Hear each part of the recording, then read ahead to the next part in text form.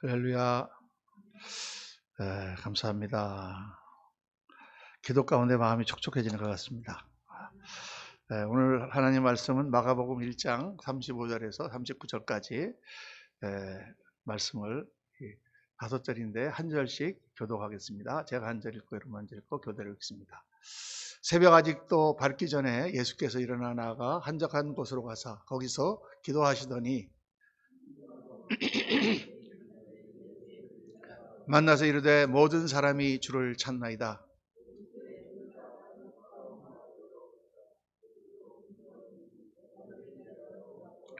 39절 같이 읽습니다.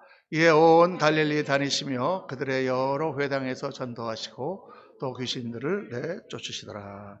아멘. 아멘. 오늘 말씀 제목은 급한 일과 중요한 일.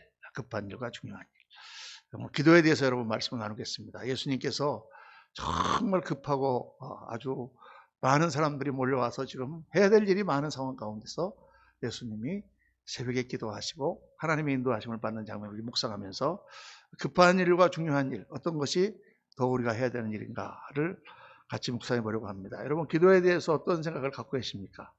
사람마다 다 기도에 대한 생각이 조금씩 다릅니다. 어떤 분은 기도한다고 되냐? 이렇게 생각하시는 분도 계시고, 어떤 분은 그냥 하나님 말씀대로 우리가 착하게 살면 되지 뭐 그렇게 다 기도를 해야 되느냐라고 생각하시는 분들도 있죠. 또 어떤 분들은 하나님께서 모든 뜻을 다 자기 뜻대로 운행하시는데 뭐 우리가 기도한다고 해서 뭐 바뀔 게 있겠냐? 내가 기도한다고 해서 뭐 나라가 바뀌겠냐? 내가 기도한다고 해서 전쟁이 멈추겠냐? 뭐 이렇게 생각하시는 분들도 있죠. 어떤 분들은 하나님 이거 주세요, 저거 주세요 하고 기도하면 유치하게 그런 거 가지고 그렇게 기도하느냐 이렇게 생각하시는 분도 있습니다. 하여간 다들 기도에 대한 생각을 가지고 있어요. 근데 우리가 한 가지 그거 한 것은 정말 신앙이 좋고 하나님 앞에 기도해야 한다는 것을 알면서도 기도하지 않는단 말이에요. 정말 신앙의 사람들도 정말 하나님 앞에 간절히 기도해야 될 때 기도하지 않습니다. 기도를 해야 된다는 거 알면서도 기도를 못하는 때가 참 많잖아요. 근데 정말 얼마나 기도가 중요한가 하는 것을 우리는 예수님을 통해서 우리는 알 수가 있습니다. 예수님이 하시는 모습은 다 우리 삶의 부분이시요. 그렇지만 특별히 기도에 관해서는 굉장히 중요한 신학적인 또 굉장히 중요한 의미가 거기는 있어요. 왜 예수님이 기도를 하셨어야 될까? 예수님이 기도하실 필요가 있었을까요? 여러분, 우리 예수님은 하나님의 삼위일체 제2위 하나님이시죠. 그분은 하나님이세요. 하나님이 육신을 입고 이 땅에 오셔서 우리 인간과 같이 되신 것인데 그분은 본질적으로 하나님이시다 그 말이죠. 하나님이신데 하나님이 하나님에게 기도할 필요가 있었을까? 하나님은 다 항상 교통하시는 분인데 왜 기도하셨을까? 온 우주를 다스리는 권세를 가지시고 하나님과 항상 교통하시는 분이 왜 기도하셨을까? 여러분, 이게 굉장히 중요한 질문입니다. 오늘 확실히 여러분들이 아셔야 돼요. 예수님이 왜 이 땅에 오셨을 때 기도하셨냐 하면 그분이 육신을 입고 오셨기 때문입니다. 예수님이 이 땅에 오셨을 때 그분은 하나님이셨지만 본질적인 하나님의 신분과 하나님의 그 모든 그 본성 자체는 절대 변하지 않았지만 그러나 그분은 우리 인간의 육신을 입고 인간과 똑같이 오셨다는 거죠.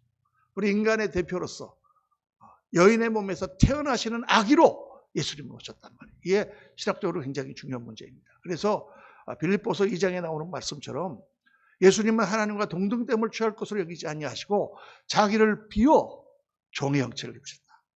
예수님이 신성, 예수님이 가지시고 있는 모든 능력, 예수님이 하나님이신 것은 똑같지만 그분은 항상 하나님이셨지만 그분이 가진 능력이나 그분이 가지고 있는 모든 하나님으로서 누리는 그러한 것들을 다 내려놓으시고 그리고 이 땅에 우리와 똑같은 몸을 입고 인간으로 오신 거예요. 그게 중요해요. 예수께서 육체로 오신 것을 부인하는 자마다 요한일서에서는 적그리스도라 그랬습니다. 왜 그분이 육체로 오신 것이 중요하냐? 그래야만 우리의 대표가 될 수가 있고 그래야만 우리의 죄를 짊어질 수가 있기 때문입니다. 예수님은 우리의 대표가 되세요. 아담이 범죄한 우리의 대표로서 아담이 범죄함으로 모든 사람이 다 죄 가운데 빠진 것을 예수님이 우리의 대표로 오셔서 그분이 순종하심으로 모두를 다 하나님께로 인도하시는 그러한 둘째 아담이 되신 거죠. 우리가 예수님이 사람이다 그러면 자꾸 좀 불경한 생각이 들어요. 그분은 하나님이신데 어떻게 인간이 될 수 있을까? 이렇게 자꾸 생각하는데 그렇지 않습니다. 예수님은 완전한 하나님이신데 동시에 그분은 완전한 인간으로 오셨어요. 그러니까 예수님도 밥을 드시지 않으면 배가 고프셨을까요? 안 고프셨어요? 배가 고프셨어요. 아니, 하나님이시니까 안 고프시죠? 전혀 아니에요. 우리랑 똑같이 배가 고프셔요. 물을 안 드시면 예수님도 목마르세요. 예수님도 오래 길을 가시면 피곤하세요. 예수님은 하나님으로 오셨으니까 어렸을 때 뭐 다 모든 것을 알고 계셨을까요? 누워서 이렇게 응애 울고 있는데 왜 마리아가 밥을 안 갖다 주냐 알고 있었을까요? 그렇지 않다고 말이에요. 그분은 똑같이 우리랑 아기로 태어나서 아기처럼 자라시고 그 지혜와 키가 자라가셨습니다. 예수님은 공부하지 않아도 하나님 말씀을 다 하셨을까요? 그렇지 않습니다. 예수님도 회당에서 공부하시고 어렸을 때 교육을 받으시고 하나님의 말씀을 배우셨어요. 우리랑 똑같으셨어요. 그럼 예수님의 능력은 도대체 언제 나타난 거냐? 예수께서 세례를 받으시고 성령이 그에게 임하셨을 때 성령의 능력으로 모든 것을 하셨다고 했어요. 그렇게 하심으로 말미암아 우리도 성령의 충만을 받으면 그러한 능력을 나타낼 수 있음을 예수님은 보여주신 거죠. 이해가 되시면 아멘 하시기 바랍니다. 굉장히 중요한 거예요. 그래서 그 말씀 보면 히브리서 4장 15절에 이런 말씀 나오잖아요. 우리에게 있는 제사장은 우리의 연약함을 동정하지 못하실 리가 아니요 모든 일에 우리와 똑같이 시험을 받으시로되 죄는 없습니다. 우리와 다른 것은 예수님은 죄가 없는 분이라는 거예요. 원죄도 없고 죄라고 하는 것은 티끌도 없으신 분이라는 거예요. 그러나 그분은 우리 인간이 당하는 이 가시와 엉겅퀴가 가득한 세상에서 우리가 당해야 되는 모든 고통과 시험을 다 당하셨다. 그래서 우리를 능히 동정하시고 체휼하시고 같이 긍휼히 보실 수 있는 분이다. 그분은 우리와 같은 그런 인간으로 오셨다는 것을 말씀하고 있어요. 그래서 예수께서 마귀와 싸워 이기심으로 하나님의 뜻을 이루시는 거예요. 하나님은 마귀와 싸우시지 않습니다. 하나님은 창조주시요 마귀는 피조물이에요. 피조물 가운데 하나에 불과해요. 하나님은 절대 마귀와 싸우시지 않습니다. 그 마귀와 싸우는 그 자리가 누구냐? 바로 우리 인간이에요. 우리 삶이에요. 에덴 동산에 하나님이 에덴 동산 하나님 나라를 만드셨을 때 마귀가 들어와서 그 인간을 유혹하고 하나님 나라를 파괴하는 거예요. 그걸 우리 인간이 회복해야 되는데 우리가 죄 때문에 할 수 없으니까 예수께서 오신 거예요. 그분이 우리의 대장 되셔서 우리를 가르치시고 우리를 변화시키시고 우리에게 성령을 부으셔서 우리로 그 일을 하게 하시는 거예요. 그래서 우리가 해야 된다고 말이에요. 마귀를 이렇게 하나님 역사하시는데 하나님 역사를 누가 하느냐? 사람을 통해서 하세요. 이게 굉장히 중요한 거예요, 여러분. 이걸 깨달아야 돼요. 그래서 예수님과 또 육신을 입고 이 땅에 오셨기 때문에 예수님도 기도하셨어야만 됐다. 왜냐? 우리의 영은 육신의 제약을 받기 때문입니다. 우리 영과 육신은 달라요. 이 땅에 살아가는 동안 우리는 다 육신적인 삶을 살아가고 있지만은 3차원적인 삶을 살아가고 있지만 그것을 초월하는 영의 세계는 육신을 초월해야만 경험할 수가 있는 거예요. 그렇기 때문에 육신은 항상 영의 일을 방해합니다. 육신은 끊임없이 우리를 육신이 편한 쪽으로 끌고 가요. 우리가 신앙의 삶을 정말 거룩하고 아름답게 살지 못하는 이유가 무엇입니까? 다 그렇게 살아야 되는 걸 몰라서 그런 거 아니잖아요. 그런데 우리가 흔히 자주 변명하는 거, 마음은 온유로되 뭐가 약해? 육신이 약해. 마음은 온유로되 육신이 약해. 육신 때문에 우리가 영의 일을 잘 못하는 거예요. 왜냐하면 영의 일은 육신과 반대쪽으로 우리를 끌고 가기 때문에 육신은 저항합니다. 그래서 여러분 항상 영의 일은 육신이 편안한 쪽과 반대예요. 예를 들어서 뭐 우크라이나에 지금 전쟁이 났는데 우크라이나 선교사님이 저한테 연락이 왔습니다. 어려운 사정을 막 말씀하시고. 근데 좀 석유비를 보내려고 그래도 지금 뭐 거기 은행이고 뭐고 다 지금 마비가 되어 있는 상태라서 어떻게 보낼지 모르겠어요.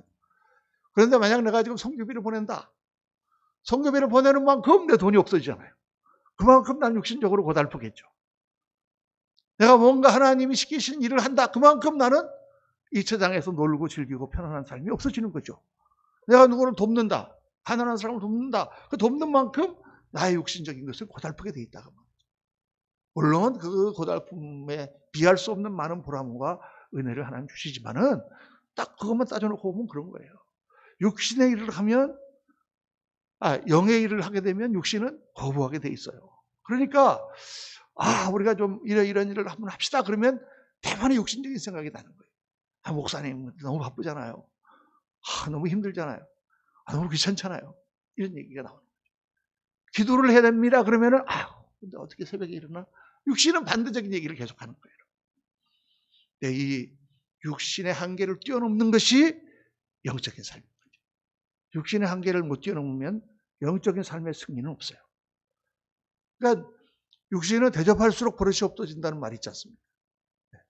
편안하면 편안할수록 더 편안해지고 싶어요. 그래서 그거를 이겨야 되는 거예요. 그러니까 예수님께서 성령의 충만을 받으시자 제일 먼저 한 게 뭐예요? 광야로 나갔어요. 40일 금식하셨어요.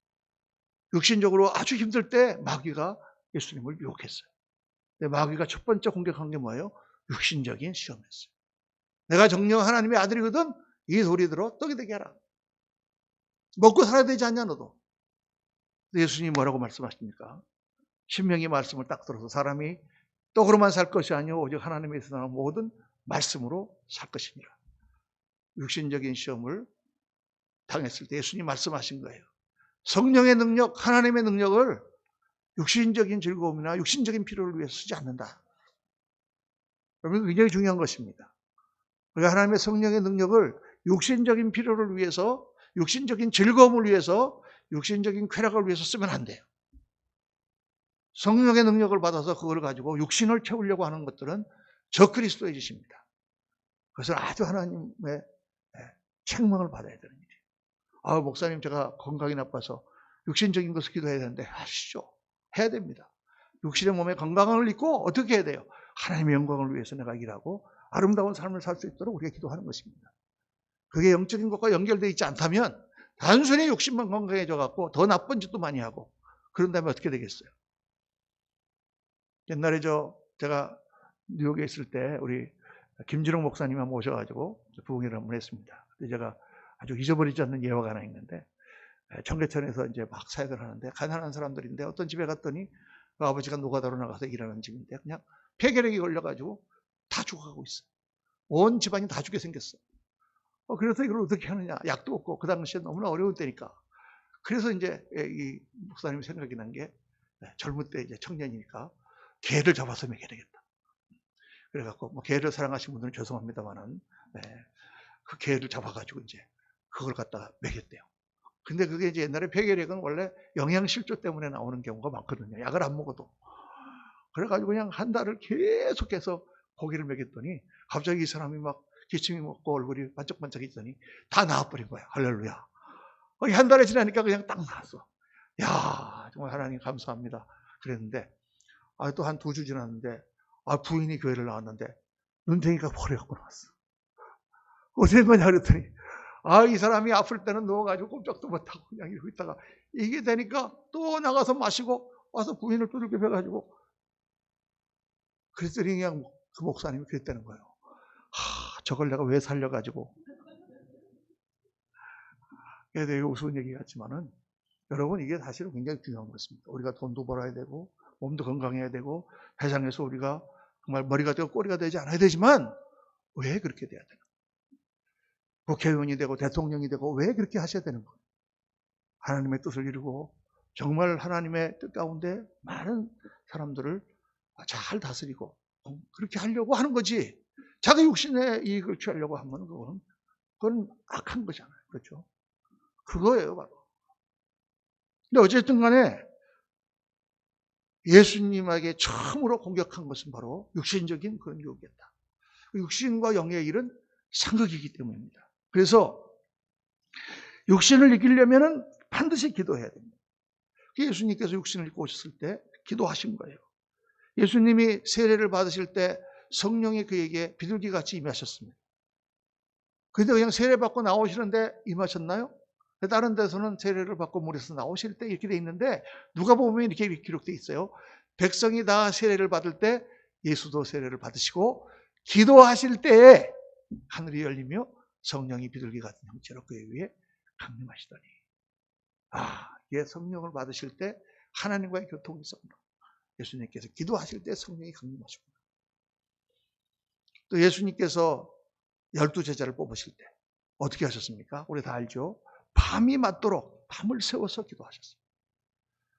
이때 예수께서 기도하시러 산으로 가서 밤이 새도록 하나님께 기도하시고 밝음에 그 제자들을 부르사 그 중에서 12를 택하여 사도라 칭하셨으니 아니 그 예수님 같이 그렇게 하나님이신 분이 이 땅에 오셔서 성령의 충만을 받으셨는데 그 제자들 12 뽑는 거 그렇게 뭐 밤이 맞도록 차려 기도해야만 되셨나? 왜 이렇게 기도하셨을까? 제가 가만히 묵상해 보니까 왜 기도하셨을 것 같습니까? 그 12명 뽑는 게 그렇게 어려우셨을까요? 저는 가룟 유다 때문일 거다 이렇게 생각해요. 가룟 유다를 아시니까. 가룟 유다를 뽑으셔야 되는 그 어떤 게 있지 않았을까? 이건 제 추측이에요. 뭐 성경에 나온 건 아니고. 정말 철야 기도의 시조가 우리 예수님입니다. 정말 밤이 맞도록 기도하시고 예수님께서 하나님의 뜻 가운데 제자들을 12사도를 뽑으셨단 말이에요. 또 예수님께서 변화산상에서 변화되셨을 때 그래서 예수님이 그냥 산에 올라갔더니 그냥 갑자기 확 변화되셨습니까? 성경은 그렇게 안 돼 있어요. 이 말씀을 하시는 말 8일쯤 되어 예수께서 베드로와 요한과 야고보를 대시고 기도하시러 산에 올라가서 기도하실 때에 용모가 변화되고 그것이 이어져 광채가 나더라. 예수님이 하늘을 우러러 기도하실 때 기도하는 가운데 하얗게 몸이 변하고 모세와 엘리야가 나타나는 환상을 그 제자들이 보는 것입니다. 기도하실 때. 그러니까 예수님은 기도하지 않고 아무것도 하신 것이 없습니다. 모든 일에 기도하셨고 쉬지 않고 기도하셨고 끝까지 기도하셨어요. 마지막 십자가의 고난을 앞두고 예수님께서는 겟세마네 동산에서 땀방울이 빗방울이 되도록 기도하셨어요. 아버지여 하실 수 있거든 이 잔을 내게서 지나가게 하옵소서. 그러나 내 뜻대로 마시고 아버지의 뜻대로 하옵소서. 한절한 기도를 예수님 하셨어요. 십자가에 달리셔서 예수님 기도하셨습니다. 엘리 엘리 라마 사박다니 나의 하나님 어찌하여 나를 버리시나이까. 그리고 그 사람들을 보시며 주여 저들의 죄를 용서하여 주옵소서. 저들이 하는 것을 알지 못합니다. 그리고 마지막에 돌아가실 때도 아버지여 내 영혼을 아버지 손에 부탁하나이다 하시고 숨을 거두셨어요. 여러분 예수님의 삶은 처음부터 끝까지 기도다.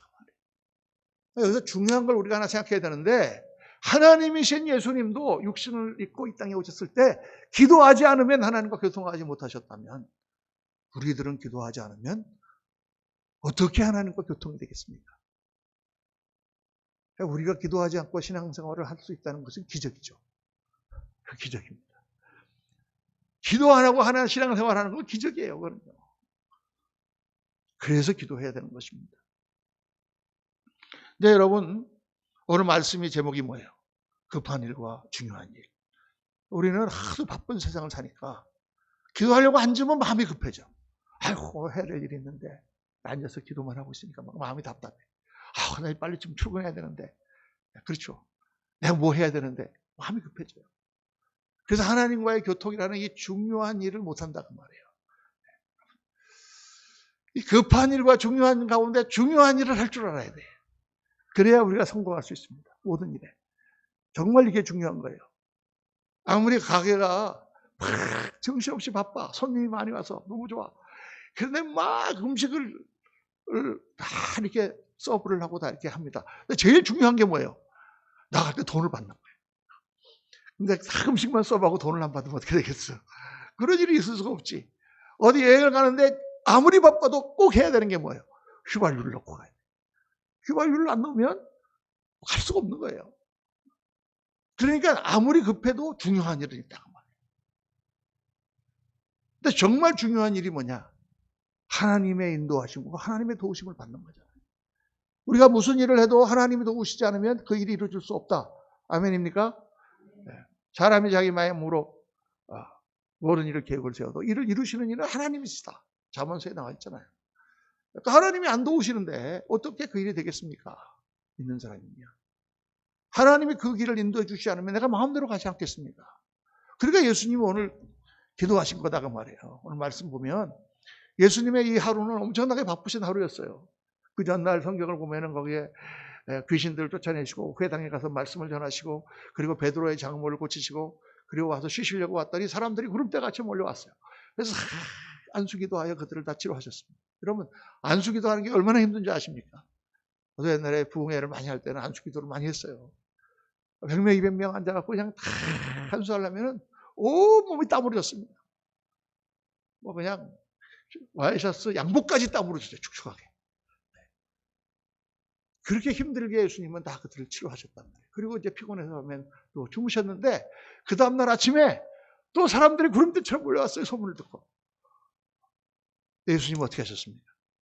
아휴, 오늘도 바쁘구나. 오늘도 사람들이 이렇게 많이 몰려왔는데 빨리빨리 치료해야지. 이렇게 하셨습니까? 아니다 그 말이에요.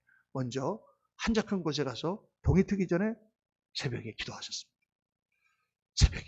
새벽 기도의 장치자도 예수님이세요.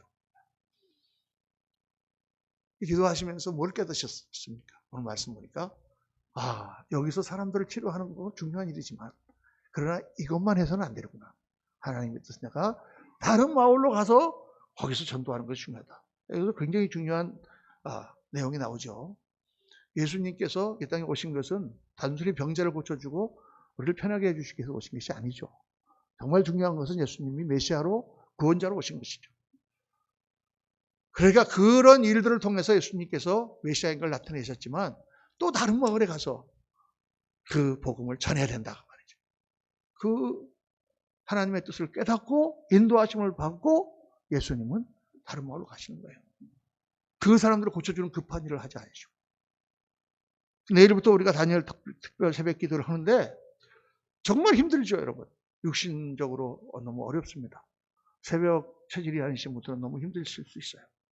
또 21일 동안을 매일 아침 새벽을 깨운다는 게 이게 보통 우리 바쁜 그 생활 가운데서 어려운 일이 아닙니다. 그렇지만 이게 중요한 일이다. 하나님께서 새해를 시작하는 아주 중요한 때예요. 특별히 2022년 다니엘 특별 새벽 기도회는 중요한 때 같습니다. 코로나가 이제 끝나가고 있습니다. 마지막 기승을 부리고 있지만은 이제 코로나가 끝나고 새로운 역사가 펼쳐질 거예요. 우리나라도 지금 이제 또 새로운 대통령이 선출될 것입니다. 새로운 일들이 일어나고 있어요. 그동안에 교회가 많이 정말 영어로 다운됐습니다. 뭐 부인할 수 없어요. 다들 편안하고 등 따시고 배부르고 옛날 같은 그런 간절함이 없어졌어요. 영적으로 많이 쇠퇴하고 요즘 젊은 세대에는 전도가 되지 않습니다. 뭔가 교회가 새로워져야 돼요. 지금 이제 새롭게 되는 것을 우리 예배부터 한번 바꿔보려고 지금 많이 생각하고 있습니다. 그래서 강대상을 없애버리려고 그래요. 없애는 게 아니라 옆에다가 갖다 놓으려고. 제가 한번 이렇게 그냥 딱 나와서 한번 해보려고 합니다. 한 몇 달 있다가 준비 좀 잘해가지고. 그런데 말입니다. 그래서 이렇게 설교를 그렇게 한번 바꿔보려고. 요즘 하는 거, 이런 거 한번 끼고. 처음에 저는 그 미국에서 젊은 목사님들이 이거 끼고 나오길래, 무슨 가수냐, 목사가 뭐 저런 걸 끼고 나오냐. 옛날 사람은 그런 생각을 했거든요. 근데 요즘 보니까 아니에요. 이런 마이크라든가 이런 게 많이 방해가 되는 것 같아요. 그래서 한번 해보려고 그래요. 기대하시라. 어쨌든 새 역사가 지금 일어나고 있어요. 새 역사가. 새로운 역사가 일어나야만 되는 때예요. 그래서 우리가 기도해야 됩니다. 하나님의 뜻이라는 건 뭐냐? 하나님의 뜻이라는 것은 반드시 사람을 통하여 이루어집니다. 하나님의 뜻이기 때문에 사람이 없이 이루어지는 것이 아니에요, 여러분. 성경을 자세히 보세요. 사람의 기도를 통하고 그 사람의 사역과 순종을 통해서 하나님 뜻이 이루어져요. 제가 늘 말씀하지 않습니까? 하나님께서 이 땅에 오실 때에도 그냥 오시지 않았다니까요. 마리아를 통해서 오셨어요. 처녀 마리아에게. 근데 처녀 마리아에게 그냥 하나님이 톡 가서 막 마리아를 임신시킨 게 아니에요. 천사가 나타나서 마리아에게 물어봐요. 너에게 앞으로 크고 위대한 일이 있을 것이다. 너에게 성령으로 네가 아기를 잉태할 것이다. 그러니까 마리아가 나는 남자를 알지 못하는데 어떻게 그런 일이 있을 수 있겠습니까? 그러니까 성령의 능력이 너를 덮으면 하나님은 능치 못한 힘이 없으시다. 그때 마리아가 아멘하고 순종할 때 하나님이 마리아의 몸에 성령으로 예수님이 잉태되는 역사를 하신다는 말이에요. 그러니까 모든 하나님의 일은 사람을 통해서 하세요. 내가 하지 않으면 다른 사람을 통해서 하세요. 이걸 깨닫는 게 굉장히 중요합니다. 그래서 우리가 다니엘 새벽 기도회라고 이름을 붙였잖아요. 왜 다니엘이라고 붙였느냐? 21일 동안 기도했기 때문에 그래서 다니엘이라고 붙였기도 했지만은 중요한 것은 다니엘서를 보면 다니엘서 9장에 이런 얘기가 나옵니다. 다니엘이 예레미야서를 읽는데 묵상을 하는데 예레미야를 쭉 읽다 보니까 놀라운 말씀이 나오는 거예요. 그게 뭐냐? 이스라엘의 황무함이 70년 만에 마치리라 한 말씀이 딱 나와요. 이스라엘이 지금 포로로 잡혀가서 황무하지 않습니까? 그런데 그 말씀이 이스라엘의 황무함이 70년 만에 마치리라. 이 말씀을 딱 보면서 다니엘이 이제 하나님께서 70년 만에 우리 백성을 다시 고국으로 돌려보내시겠다는 말씀이구나 깨달았단 말이에요. 근데 그때가 언제냐? 처음 느부갓네살이 공격해서 유다성을 공격해가지고 예루살렘 성을 공격해서 다니엘이 잡혀온 게 BC 605년이거든요. 605년. 근데 그때가 538년이야. 605 빼기 538 하면 빨리 계산해 보면 67년. 67년. 그러니까 뭐예요? 3년만 지나면 우리가 회복이 되겠구나. 호구로 돌아가겠구나. 그럼 여러분 뭘 하겠어요? 제일 처음에. 빨리 가서 짐을 싸야지. 아파트 다 팔아야지. 3년만 있으면 돌아가야 될 텐데. 다니엘은 그 말씀을 보고 기도를 시작했다는 거예요. 21일을 금식하며. 하나님, 이 하나님의 예언이 이루어지게 하옵소서. 하나님이 예언해 놓으시고 하나님이 다 기록해 놓으셨는데 하나님이 그냥 하시면 되잖아요. 왜 다니엘의 기도가 필요합니까? 하나님은 사람의 기도를 통하여 사람의 순종을 통하여 역사하신단 말이에요. 그 다니엘이 기도한 거예요. 그리고 정확하게 3년 뒤에 고레스 왕이 올라갔을 때 다리오 왕이 선위를 해서 고레스 왕이 즉위했을 때 대사면령을 발표해서 이스라엘 백성들이 고국으로 돌아가는 것입니다. 그래서 여러분 기도가 중요한 거예요. 기도해야 됩니다. 그럼 2022년도에 하나님의 축복을 주실 거라는 확신 받으셨습니까? 그럼 기도해야 돼요. 가만히 있으면 되는 게 아니에요. 우리 아이들이 정말 잘해서 얘가 나중에 의사가 될 거라고 그렇게 기도 응답 받았습니까? 그럼 어떻게 해야 돼요? 기도해야 되고 열심히 가르쳐야 돼요. 공부를 잘해야 돼요. 그래야 하나님 역사 일어나는 거예요. 그냥 기도만 하고 앉아있으면 다른 애가 의사가 돼. 굉장히 중요해요. 그러니까 하나님은 나를 통하여 우리를 통하여 역사하신다. 이제 마지막으로 여러분 한 가지 중요한 거. 왜 꼭 새벽에 기도해야 되느냐? 미국에 있을 때 우리 2세 목사님들이 그렇게 젊은 사람들은 이렇게 밤에 늦게 자고 아침에 늦게 일어나잖아요. 그러니까 왜 새벽 기도를 왜 꼭 새벽에 기도를 합니까? 하고 이제 1세 목사님들한테 막 불평을 해요. 그래서 그럼 니네 언제 기도하냐 그랬더니 아침에 기도하면 안 됩니까? 아침 몇 시?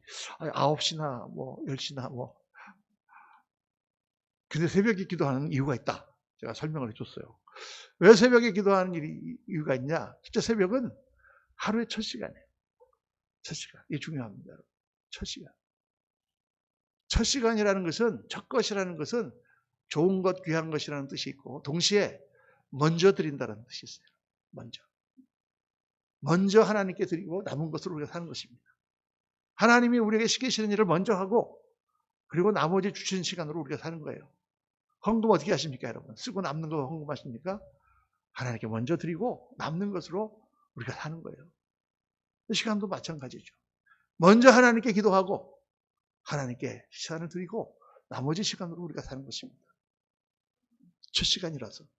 아침에 일어나서 여러분 제일 처음 뭐 하십니까? 양치하기 전에 먼저 잠깐이라도 기도하세요. 하나님 감사합니다. 오늘 또 새 생명을 주시니 감사합니다. 그리고 하루를 시작하면 얼마나 하루가 즐거운지 몰라요. 둘째로 새벽이 가장 조용한 시간이에요. 밤중에 조용할 것 같아도 밤에도 사람들이 시끄럽습니다. 그런데 새벽이 되면 다 조용해져. 그래서 새벽이 제일 하나님과 교통하기 좋은 그런 때다. 밤에 기도하려면 피곤하기도 하고 복잡하기도 하고 낮에는 뭐 자꾸 일이 생기고 그래서 새벽이 제일 좋아요. 그런데 이거보다 더 중요한 일이 있어요. 이유가. 그게 뭐냐? 새벽은 하나님의 역사가 일어나는 시간이에요. 성경이 말씀하는 거예요. 성경이. 창세기에 하나님이 천지를 창조하실 때 뭐라 그러셨어요? 저녁이 되고 아침이 되니. 시편 46편 5절에 뭐라고 말씀하시느냐? 하나님이 성중에 계심에 성이 흔들리지 아니할 것이라 새벽에 하나님이 도우시리로다. 뭐 꼭 새벽에 도우시나? 낮에는 안 도우시나? 낮에도 다 도우시죠. 그런데 이 새벽이라는 것을 성경이 강조를 해놨어요. 새벽에 도우신다. 그래서 보니까 창조의 역사 가운데 저녁이 되고 아침이 되니 이는 첫째 날이냐, 저녁이 되고 아침이 되니 이는 둘째 날이냐. 저녁이 되고 아침이 된다는 게 왜 중요할까요? 저녁은 어두움이잖아요. 저녁은 마치 밤은 고통과 같은 시간이다 그 말이에요. 그 시간이 지나고 아침이 되는 거예요. 새 날이 밝아오는 거예요.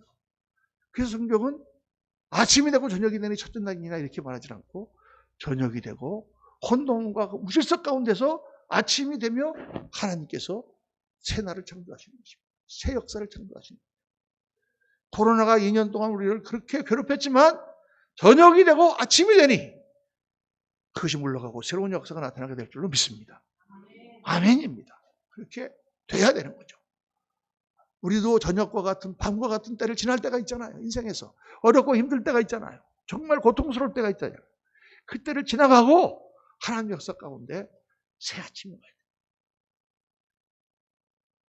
그리고 그렇게 성경을 보니까 홍해를 가르시고 나서 밤새 물이 물러가고 이스라엘 백성이 건너가잖아요. 그런데 그 뒤에 막 애국군이 쫓아옵니다. 전차를 몰고. 근데 하나님께서 그들을 다 엎으셨어. 언제? 새벽에. 모세의 손을 바다 위로 내밀매 새벽이 되어 바다의 힘이 회복된지라. 새벽이 역사하셨다. 여리고성이 언제 무너졌습니까? 여리고성이 7째 날 새벽에 그들이 일찍 일어나서 전과 같은 방식으로 그 성을 7번 보니 새벽에 여리고성이 무너졌어요. 여러분 이것뿐만이 아니에요. 여러분 예수님이 언제 부활하셨습니까? 새벽에 부활하셨어요. 3일째 되는 날 새벽에. 하나님께서 이 새벽을 강조하는 이유가 바로 뭐냐? 새로운 역사가 나타나는 때다는 거예요. 그래서 우리가 한국교회가 이 새벽 기도회를 전 세계에서 유일하게 가지고 있는 나라입니다. 얼마나 다른 나라는 부러워하는지 몰라요. 야, 그 나라는, 한국이라는 나라는 새벽 기도라는 걸 한다더라. 새벽 기도를, 특별 새벽 기도를 하면 수천만 명이, 수만 명이 모인다더라. 나중에 미국에 있는 목사님들이 막 한국에 와보고 이 새벽 기도를 보고 막 감탄을 하잖아요. 정말 전 세계에서 새벽에 이렇게 모여 기도하는 나라는 우리나라밖에 없습니다. 하나님이 특별히 우리를 사랑하시고 우리에게 이걸 주셨어요. 그래도 요즘에 새벽 기도 얼마나 합니까? 이걸 묻고 싶어요. 얼마나 합니까? 그래서 우리가 21일 동안 특별 새벽 기도를 합니다. 딴 때는 바빠서 못하더라도 이때는 우리 한번 하자. 지금은 우리 나라적으로도 기도를 해야 될 때고 교회적으로도 기도를 해야 될 때고 우리 교회가 얼마나 지금 굉장히 어둡지 않습니까? 힘들지 않습니까? 새롭게 일어나야 됩니다. 선교지도 마찬가지죠. 수많은 선교사님들이 돌아왔습니다. 코로나로 인해서. 선교에 대한 열정을 가진 선교사들이 있는데 지원해주는 교회가 많이 줄었습니다. 굉장히 어려운 때입니다. 나라적으로도 여러분 우리나라에 새로운 역사가 일고 새로운 화합이 일고 국민들이 더 정말 편안하게 그렇게 살아야 됩니다. 정말 하나님을 잘 섬길 수 있는 나라가 돼야 돼요. 기도가 필요한 때잖아요. 내일부터 우리가 나와야 됩니다. 여러분 최선을 다해서 하나님 앞에 나오십시오. 제가 이따 광고 시간에 광고가 있지만 정말 한번 세벌 깨우고 내가 하나님 앞에 나가서 기도하리라. 새로운 역사가 일어나고 작년에 우리가 했던 것처럼 각자 개인의 기도도 응답받고 교회적으로 큰 부흥의 역사가 일어나고 성도들의 마음이 뜨거워지는 성령의 역사가 임하게 될 줄로 믿습니다. 기도하십시다. 할렐루야. 감사합니다. 아버지 하나님 저희들 오늘 말씀을 묵상하며 정말 주님께서 주신 이 다니엘 특별 새벽 기도회 21일간의 짧은 이러한 저희들 영적 훈련이 정말 하나님이 주신 축복이구나 라는 사실을 깨닫게 됩니다. 우리의 마음을 다시 일으켜 주옵소서. 육신의 연약함을 다 이기고 힘차게 새벽을 깨우며 21일 동안 소원하여 하나님 앞에 우리의 삶을 드리게 하옵소서. 하나님 놀라운 역사를 일으켜 주실 줄로 믿습니다. 감사드리며 우리 구주 예수 그리스도 이름으로 기도하옵나이다. 아멘. 아멘. 말씀